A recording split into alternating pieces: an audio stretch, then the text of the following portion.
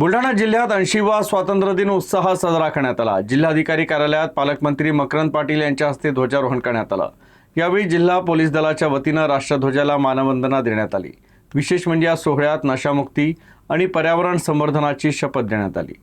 80व्या स्वातंत्र्य दिनाच्या निमित्तानं पालकमंत्री मकरंद पाटील यांच्या हस्ते बुलढाणा जिल्हाधिकारी कार्यालयात मुख्य ध्वजारोहण संपन्न झालं। यावेळी आमदार संजय गायकवाड, आमदार मनोज कायंदे, जिल्हाधिकारी प्रवीणकुमार देवरे, जिल्हा पोलीस अधीक्षक निलेश तांबे, जिल्हा परिषद मुख्य कार्यकारी अधिकारी गुलाबराव खरात यांच्यासह विविध विभागाचे अधिकारी आणि कर्मचारी मोठ्या संख्येनं सहभागी झाले होते।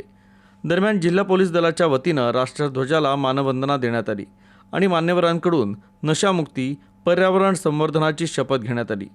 यासोबतच उत्कृष्ट कार्य करणाऱ्या मान्यवरांचा पालकमंत्री आणि उपस्थित मान्यवरांच्या हस्ते प्रशस्ती पत्र देऊन सत्कार करण्यात आला।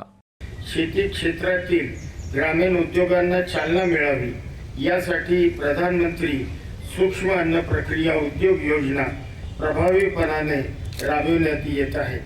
एक जिल्हा एक उत्पादन या संकल्पनेअंतर्गत 10 लाख रुपयापर्यंतच्या प्रकल्पांना 35% अनुदान दिले जाते।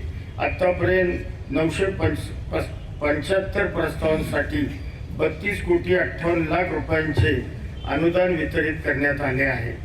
माझ्या मदत व पुनर्वसन विभागाने गेल्या 18 महिन्यात म्हणजे जानेवारी 25 ते जून 26 ऐतिहासिक कामगिरी केली आहे।